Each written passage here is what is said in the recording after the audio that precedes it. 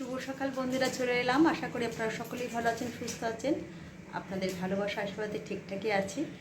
অনেক সকালে উঠতে হয়েছে। আজকে ছেলের কলেজ নেই, তো বাবা বেরোবে, আর তার জন্য জলখাবারে গরম গরম রুটি আর তরকারি দিয়ে দেবো দুজনকেই। সকালটা আজকে বেংলা বেংলা ওয়েদার আছে, তো চলুন এটা দিয়ে আজকে সমস্ত কাজ শুরু করতে হবে। এবার রান্না অর্ধেকটা ছড়িয়েছি, অর্ধেকটা হচ্ছে, লাস্টের দিকেই ভাত হচ্ছে, কারণ আবার হাজবেন্ড বেরোবে। তো চলুন পরে আপনাদের সঙ্গে আর কথা হচ্ছে।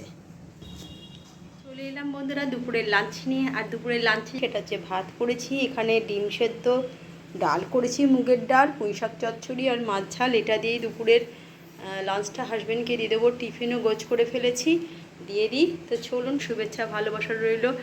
টপটপ করে সমস্ত কাজ করতে হবে। হঠাৎ আবার বৃষ্টি এসে গেল, এইটাই সবচেয়ে ছাদ থেকে ছুটে ছুটে গিয়ে জামা কাপড় তুলে নিয়ে আসা। জামা কাপড়গুলো নাহলে ভিজে যাবে। তো এর মধ্যে সমস্ত কিছু করা, সকালে জলখাবার করা, দুপুরে রান্না করে ফেললাম, কেননা খেয়ে যাবে হাজব্যান্ড। তো চলুন পরে আপনাদের সঙ্গে আবার দেখা হবে। চলে এলাম মন্দিরা, বিকেলে গেছিলাম পড়াতে, পড়িয়ে ফিরলাম। ছেলে গেছিলো আনতে, তো এসে একটু চা করলাম। 6টা থেকে ব্যাচ আছে, ওর বাবা এখনও ফেরেনি, দেরি হবে।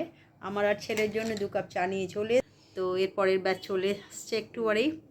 আর এই যে একজন হাত পা নেড়ে এনেছে, এসে একটুখানি বিশ্রাম নিচ্ছে।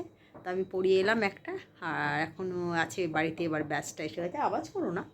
তো চলুন, সামনে চা রেখে আর বেশি বসতে পারছি না, খেয়ে নিই, তারপরে কথা। আজকে সন্ধেবেলা দেখতে পাচ্ছেন একটু ঘরে বানানো বেগুনি আর মুড়িটা কেনা আছে। এগুলো হচ্ছে প্যাকেট মুড়ি, আমার খুব পছন্দের মুড়ি, তা খুব ভালো। আর আজকে খাওয়া হয়েছে সন্ধেবেলা।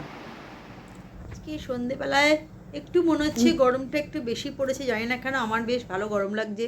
ছেলেকেও জিজ্ঞেস করলাম, সেও বললো যে না, একটু গরম পড়েছে মা।